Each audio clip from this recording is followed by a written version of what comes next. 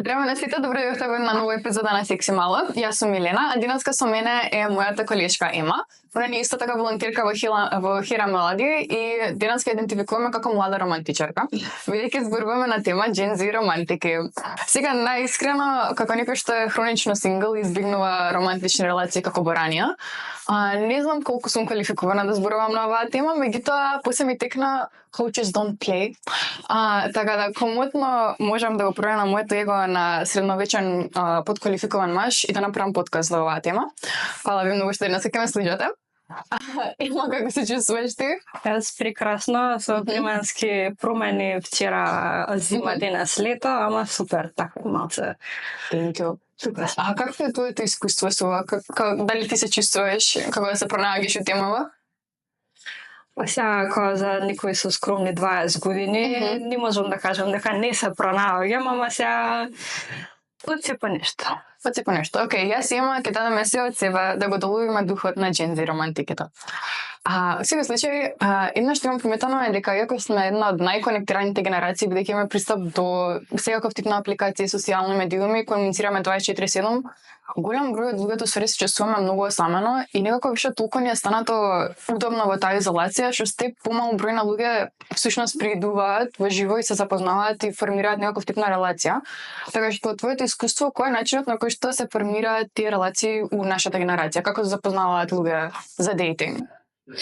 Па добро, сега ако правиме паралела меѓу Македонија, Балканот и светот, што знам, ќе кажам дека една од најупотребувани алатки, да речеме Инстаграм, нема да кажам други апликации за запознавање, пошто кај нас реално многу мал број можеби ги користат, па сега ако инсталираш, веројатноста дека некој нормален човек ќе биде од другата страна се реално многу мали. Ама голем дел знам дека ги отвараат пример Tinder само да се сопрекаваат онака со луѓе. Да, апсолутно. И малце jailbait момент. Ама знаеме како функционира со социјални мрежи, така што ја би дала предлог други начини, како можеби идеи, некој таму ако има симпатија, како да и приде, а не да и пише на Инстаграм или не знам да и срцна стори таму. И Малце има други традиционално джензиевски. Да, има други начини. Искрено Скопје многу мал град, мислам дека има многу други начини освен Инстаграм да се запознаваме со некој. Многу актуелна годинава е на протест, слободно може да се најдеш сурната душа како вика пред влада. Исто така различни типови на клубови, активности и мислам дека доколку баш се препуштиме на тоа што е автентично наше, например јас имам интерес за кикбокс, преку самите мои интереси на некој начин ќе создадам и филтер и ќе се запознам со луѓе што се многу покомпатибилни за мојот карактер. Така што би препорачала секој се зафокусира на тоа што го води лично и на некој начин природно животот ќе му ги донесе луѓето со кои што треба да окружам. Апсолутно, ама мислам дека тука проблемот не е само самото окружување, едноставно може ти да си најдеш хобиите кикбокс, одиш на тренинг, некој те фаќа ока таму, ама секој да приде и дали прашањето тука, окей, дали јас додам да му кажам здраво, да се запознаеме или ќе биде едноставно добро ми се свија, ќе се гледаме тука, ќе се правиме контакт од време на време и тоа завршува тука интеракцијата. Мислам дека треба повеќе охрабрувањето да биде и во смисла на тоа дека не е срамота ако некој ти се допаѓа да придеш и да кажеш здраво, окей, да се запознаеме, не само да биде тоа добро имаме заеднички интерес за кикбокс и остануваме се тоа да се гледаме, да се мавтаме. Да, Фери, искрено, фала ти што го начина, бидејќи мислам дека целиот концепт на тоа дека машкото треба да прииде, како настава во нека когнитивна рамка и девојчињата презема многу пасивна улога, затоа што сега чекам он да ме забележи, чекам он да ми пише, чекам он да ми избере, јас само така чекам, како јас да не сум главен агент во мојот живот, а факт е дека колку сакаме ние нешто, треба да направиме нешто кон тоа. И едноставно, оној што бира прв го добива точно тоа што го сака, а сите други се прилагодуваат. Така што ако јас сум, иако сум девојче, ако знам точно што сакам, зашто јас да не го направам тој прв чекор? Мислам, најлошо што другата страна може да каже е не. Така што повик да сите девојчиња, доколку има некој што ви се добива, слободно направите го првиот чекор во 21 век сме, мислам дека другата страна баш би се почувствувала поласкано. Апсолутно, ама за тука е друг проблемот за соочувањето со не од другата страна што може да се добие, едноставно работа на себе, на самото вербата никогаш и не прифатлив одговор, едноставно не може да се. Може би да, и на крајот да имате поддршка од друштво и охрабрување, затоа што секое не наредното ќе ти биде полесно малце да го сватиш, затоа што и не мора да значи дека не лично кон тебе, може да значи дека не во моментов, не работам на себе, не имам може би почната релација со друга личност, така што не секогаш тие фактори зависат од нас и не треба тоа да си го сватиме толку трагично на крајот од денот. Поглед на трагични релации, јас имам навидено тука неколку нови типови на врски од нашата генерација, што би сакала да ги прокоментираме. Прво да диференцираме што е situationship различно од relationship. Па по дефиниција, ако гледаме сега, не знам, да прашаме ChatGPT да ни дефинира, веројатно би било нешто комплетно различно со тоа што се случува во реалноста. И искрено јас не ја знам разлика, да? Не можам да кажам сега дали ќе биде тоа разлика во време траење на односов со другава личност, како е кој месец дена situationship, после тоа relationship, или ќе правиме тоа и тоа, што сме во situationship, ама таа активност нема да ја правиме зашто сме во relationship, јас искрено не можам да сватам разлика, да? Веројатно треба да биде во комуникација со другата страна, едноставно чекај што сме, дали ќе биде ова.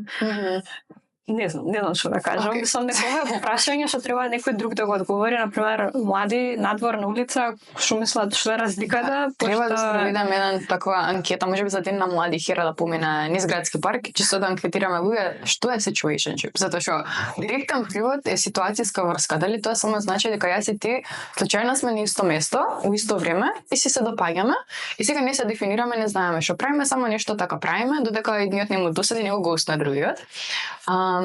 Ама како што кажав, имаме мрежа за социјална поддршка од такви моменти. Понатаму Friends with Benefits или пријатели од интерес. Сега имаме филм за тоа. Меѓутоа во Македонија тешко дека тоа се одвива на таков начин.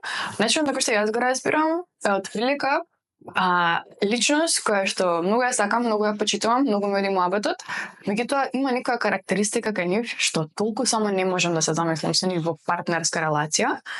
И едноставно станува на тоа дека ја и ти си поминуваме убаво, нема шанси да се фатиме, ама ќе ни биде интересно. Ти како го гледаш ова? Се дека е искомуницирано од двете страни, едноставно таа активност тоа време што хубаваме заедно ни одговара, меѓутоа нема да продолжи, дали има слобода сега од двете страни, едноставно да се продолжат во други романтични врски, ама па сега тука доколку се Friends with Benefits, договорено едноставно сподобуваат некоја активност, дали тоа би било до некаде ка начин за контролирано изневерување, затоа што сега ако има слобода двете страни, понатаму да има романтични врски надвор од другарството со бенефит, дали таа врска со тоа лице е на некој начин изневерување на тоа што се случува надвор од Friends with Benefits конекцијата што имаат. Мислам дека ти добро почнувам, бидејќи сметам дека Friends with Benefits е нешто што е јасно искомуницирано и договор помеѓу две лица, а кај situationship многу често имаме недостиг на комуникација и пред тоа има многу луѓе што им се повредени чувствата, намерно или ненамерно. И тоа секој случај, без разлика каква релација сме, сите имаме одредена доза на одговорност кон емоциите на другото лице, бидејќи сме дел од општество. Така што колку и да сме индивидуалистички настроени, сепак одговараме за туѓите емоции, треба да имаме обзир према нив. Беше спомна ко релации надвор од тој договор, типот на отворени врски, кај нас не сум сретнала луѓе што се договорено со отворена врска, да се каже. Тоа е веќе некако изневерување, меѓутоа двете страни се известени, никој не комуницира. Мислам, не го кажува тоа отворено. Или имам слушнато еднонасочно отворена врска, односно кога едниот партнер инсистира дека само таа страна може да се гледа со повеќе партнери, додека другата страна треба да остане лојална. Што е твоето гледање на ова? Пак ја кажам, ако е искомуницирано од двете страни се согласни дека надвор од врска дека може да се гледаат со трети лица. Меѓутоа, ако едноставно се случува тоа без одобрение од двете страни, е изневерување. Не е отворена врска, да типично изневерување. Се тоа полуотворено, полузатворено, не знаеме како функционира врска доколку нема јасни граници. Тоа може би тоа е само еден еден природен прогрес на работите, бидејќи сега многу почесто во трендата полигамија, така да може би само сите се прилагодуваме се уште на како би изгледале идните модели на врски. Ама дали е скомуницирана полигамија или само изневерување за Да, искомуницирана полигамија. Тоа е моментот. Една работа што барам кога го испитував ChatGPT да ми даде идеи за релации Gen Z, ми даде предлог soft burn relationship, бидејќи приметена во нашата генерација тренд каде што луѓето не сакаат да се врзуваат одма, бидејќи се фокусирани да изградат нешто што би им траело долгорочно, можеби нашле партнер што е покомпатибилен, посличен на нив, им се вклопува во животот. Што тука повторно се поставува прашањето дали партнерот треба само да ти се вклопи во животот или може да ти го промени животот. Меѓутоа soft burn или slow burn relationship е всушност кога на некој начин се тестира врската, полека се презентира во светот, полека се презентира на друштвото, отварањето иде постепено, наместо да кажеме ти интензивни емоционални изливи од почетокот, од типот на love bombing. Па сега кога спомна love bombing, тоа е типична манипулација. Едноставно не може да се спореди со да кажеме интензивна врска, затоа што сега нормално во почетокот има интензитет голем, затоа што постои таа сексуална атракција, чиста хормонска реакција едноставно кога си привлечен од другата страна. И сега дали е тоа со некаква друга намера направено, нели за да се воспостави некоја инстантна конекција со другата страна, со цел манипулација, емоционално контролирање, како и да е, некои негативни механизми за привлекување, ама сега пак ќе кажам, ако е тоа чисто со намера да се искажат емоции на поинтензивен начин во почетокот, е апсолутно оправдано, затоа што е тоа нормален процес, нормална хормонска реакција, некој која те привлекува и ти со поголем интензитет да ги покажеш емоциите. И сега за тоа на кој начин ќе се прикаже во јавност врската, па и не мора да се прикаже едноставно ако се чувствуваат двете страни, дека тоа треба да биде приватно, не мора да биде ни бавно, ни брзо, ни не знам, слика од раката на Инстаграм, па после 2 месеци слика пола тела, после година дена цел човек на стори ставено, значи апсолутно нема потреба. Тоа е многу битно да се препознаат знаците од почеток, дали станува збор за реална емоција која што се презентира, која што со голем интензитет, поради поголема привлечност или едноставно некој начин на манипулација и користење на токсични методи за привлекување на другата страна. Да, мислам, од психолошки аспект, мило ми е што го спомна тоа дека на почетокот е природно да имаме поголем интерес за другата страна. Меѓутоа, јас по тоа што имам читано што сум запознаена, доколку на самиот почеток имаме некоја интензивна атракција кон другата личност, тоа обичаено значи дека те ни се тригер за нешто што не ни е разрешено кај нас самите и би требало да поработиме и всушност таа одржлива љубов не е напоена со адреналин и со премногу емоции. Баш ако ти идам на прв состанок со некој, јас имам пеперотки во стомакот, целата се тресам, анксиозна сум, што е да колку е тоа позитивно, тоа обичаено е реакција на телото типот на fight or flight и ни дава некаков тип на сигнал дека можеби другата личност не ја прецепираме како безбедна, додека јас излезам со некого и си поминам релативно убаво, среќна сум, не сум премногу нервозна и се вратам и не раскажам на сите дека било бомбастично, меѓутоа можам да излезам повторно со таа личност. Тоа се обично тој тип на одржливи емоции кои што понатаму може природно да прогресираат во нешто посериозно.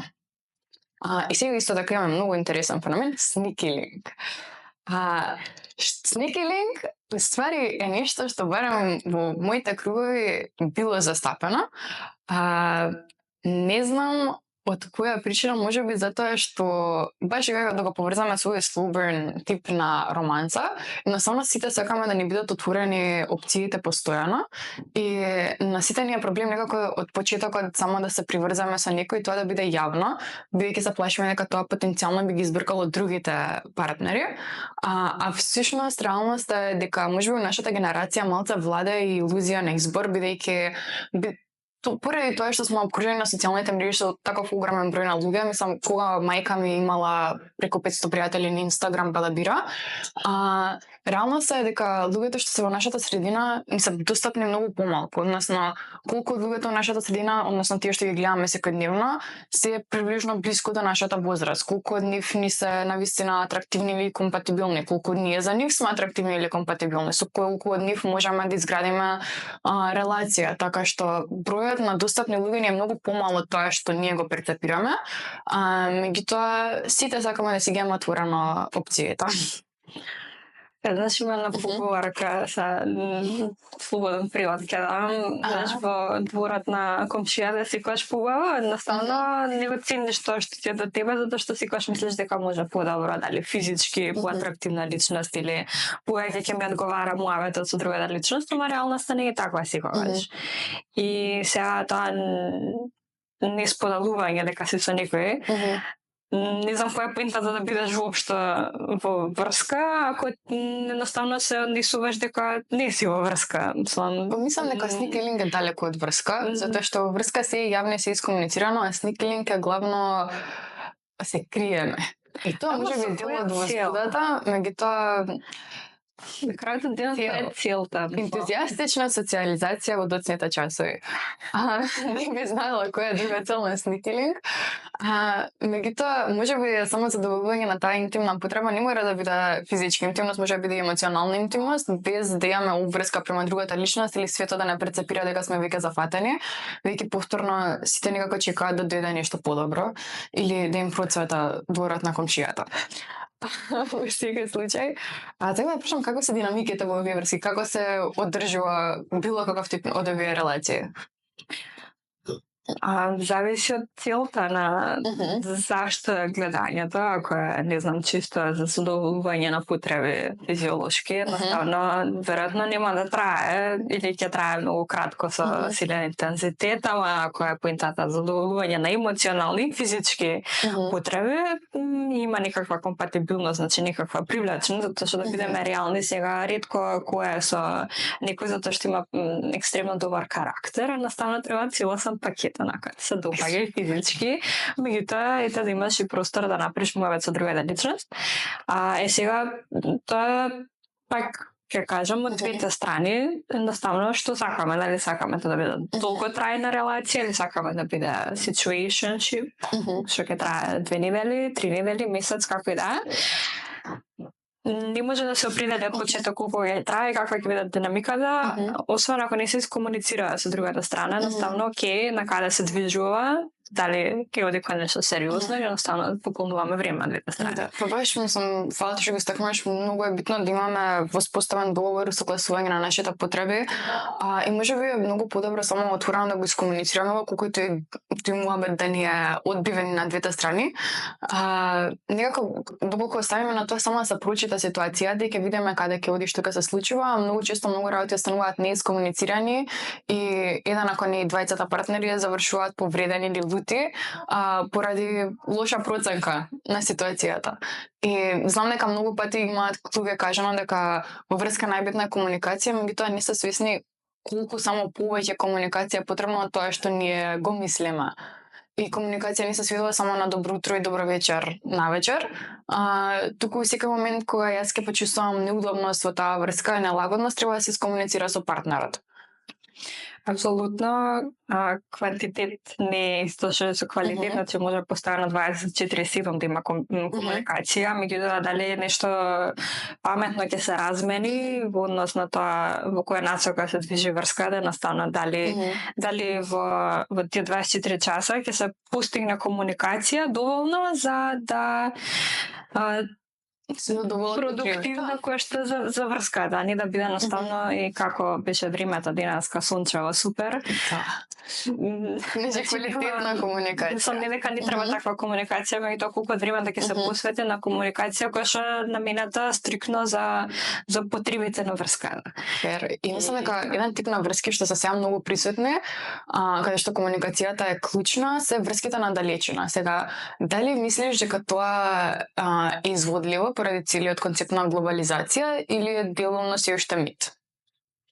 Јас познавам луѓе кои што се во далечински врски, меѓутоа и да имаат простор кога се гледаат. Сега дали таа дистанца ако е поголема или ако воопшто нема физички контакт, едноставно не се познаваат луѓе, дали тоа ти е само пријателче од странство со кој што се правиш можда поотворен муавет, или е стварно романтична врска, веројатно станува проценка на тие кои што се инволвирани, иако целта на врска да не е секогаш само да си направиш некаков отворен муавет, едноставно потребно е и физички контакт, нели, со другата страна. Пак ќе кажам, тоа е личен избор како ќе се одвива, меѓутоа зависи каква е далечината и каква потреба има как партнерите, едноставно дали е чисто за интимна комуникација, вербална или е потребна, нели, и физички да бидат задоволени. Дефинитивно зависи од индивидуалните потреби на двете страни, меѓутоа интимноста и телесната интимност е доста битен компонент од врската и тоа е доста загрозено кога се на далечина, особено кога е поголема далечина. Сега јас сум запознана парови кои што одржувале таков тип на врска, меѓутоа многу клучна улога игра дали партнерите се познавале од претходно, имале веќе воспоставен однос од тука па понатаму врската продолжила на далечина или самата врска почнала додека се на одвоени континенти у случајов.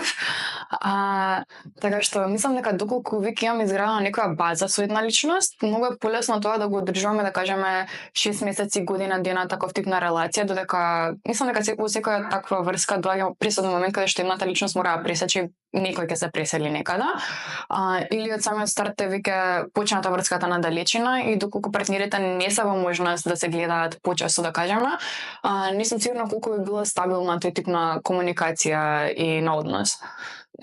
Конкретниот случај не заврши најентузијастично, меѓутоа мислам дека секој си има своје искуство, своја динамика и секоја врска е различна, односно не треба да ги споредуваме партнерите и односите, бидејќи на крајот од денот со секоја нова личност ние сме нова верзија од себе. Така што не мора да се губи надеж доколку врската е надалечина. Апсолутно. Сега јас тука ќе ти пустам прашање.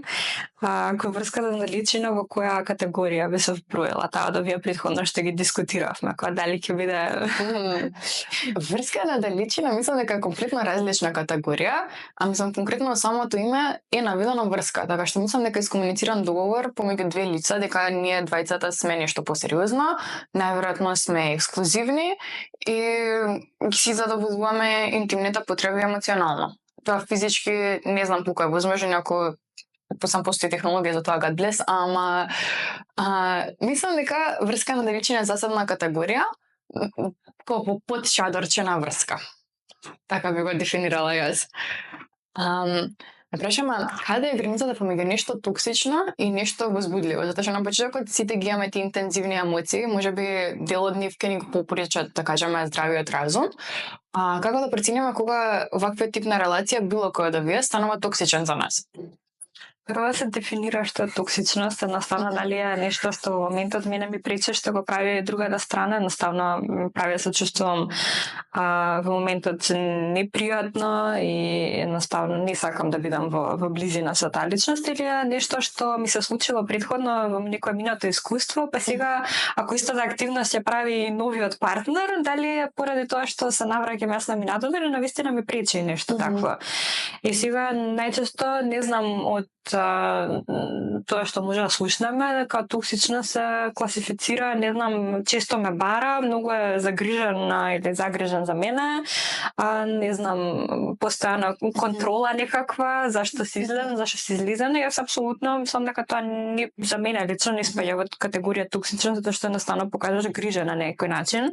Доколку пречи на другата страна, би можела да се искомуницира, ќе ме пречи тој интензитет на таквиот тип на комуникација, не да се класифицира како токсична, затоа што токсичноста најчесто не е нешто што е направено несвесно, се прави свесно со цел да се повреди другата страна. Не верувам дека некој едноставно природно без да размислува прави некој. Може би долго се работи за карактерна црта, па поточка да се контролира и може во исто моментот на дека треба да има разлика помеѓу нешто што нас не се допаѓа или не иритира кај партнерот, помеѓу нешто што е токсично, бидејќи на крајот од денот сите сме луѓе, никој не е совршен, сите ќе имаме некоја фалинка и нешто што им смета на нашите партнери, меѓутоа не треба по секоја цена да инсистираме да го смениме партнерот, да го направиме наш идеална верзија за тоа што како ние мислиме дека треба да изгледа партнер. Ако што кажа, токсичност вообичаено е нешто што се прави повторливо и ако искомуницирано е дека на другата страна тоа и смета. Например, повторувано непочитување, повторно изневерување, постојани навреди или повишување на тонот, не да може физички да нападнеш партнер. Тоа би се класифицирало како токсичност, меѓутоа битно е да се знае прво и основно, најбитно е да се постават личните граници, секој да си го знае прагот на толеранција за одредени работи. И понатаму, доколку ние забележиме дека таа релација влијае негативно на нашето ментално здравје, физичко здравје, емоционална благосостојба, или доколку ние не се приметуваме, премногу сме заљубени, доколку веќе од средината почнат луѓе да ни посочуваат дека кај нас има некаков тип на негативна промена, тоа би требало веќе да ги подигне тие црвени знаменца и да се направат одредени муабет или по потреба се прекине релацијата. И сега ова може да биде многу тешко, бидејќи доколку се, да кажеме, и први љубовни врски, тие емоции знаат да бидат многу интензивни, меѓутоа треба да се направи разлика помеѓу, да кажеме, партнер кој што навистина не цени и навреднува и партнер кој што само тврди дека не цени и навреднува. И на крајот од денот, колку да сакаме другата личност, треба да се сакаме себе доволно за да се тргнеме од нешто што ни смета. Да, што спомна први, втори, трети, пети романтични врски, мислам дека во случај не играат некоја улога, затоа што едноставно треба од старт да имаш создадена некоја слика за тоа што ти одговара тебе во врска, да што не ти одговара, и едноставно тие граници да важат за секоја врска. Едноставно првиот знак дека има неверство, I'm out, толку е.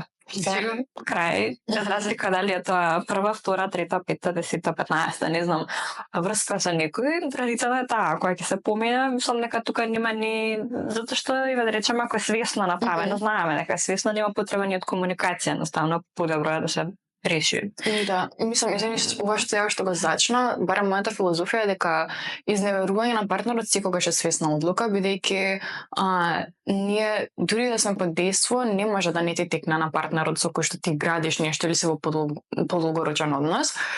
Ти свесно одлучуваш да не испочитуваш таа личност и правиш нешто што знаеш дека би ги забрузило, така што поред мене нема оправдување за варање. Ако сте договорили нека отворена врска, тоа е на вас. Доколку сте во затворена врска и сте прекрши тој тип на договор, тогаш тоа е оставено на другата страна да се реши како и дали ќе остане во врската. Сега како ние исплукавме се живееме во нашата генерација, јас дома го замолив ChatGPT да направи анализа на джензи романтични врски и да ми напише една песна која што ќе биде соодветна на тоа што се случува во нашата генерација.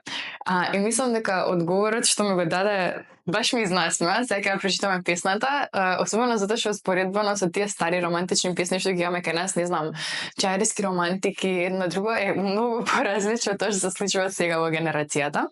Така што ве молам сите да се спремите, земете длабок воздух.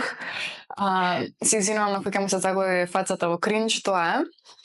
Песната што GPT ми ја напиша се вика Delulu but it's mutual. Така што дишуваме. Verse 1. Met you in the comments, heard your reply. Now you're texting it till 3 a.m. Trauma bonding on the fly. You said lol to my love song, but I knew you felt it too. Shared a playlist with your name, Spotify got no clue. Дали се пронаѓаш во ова?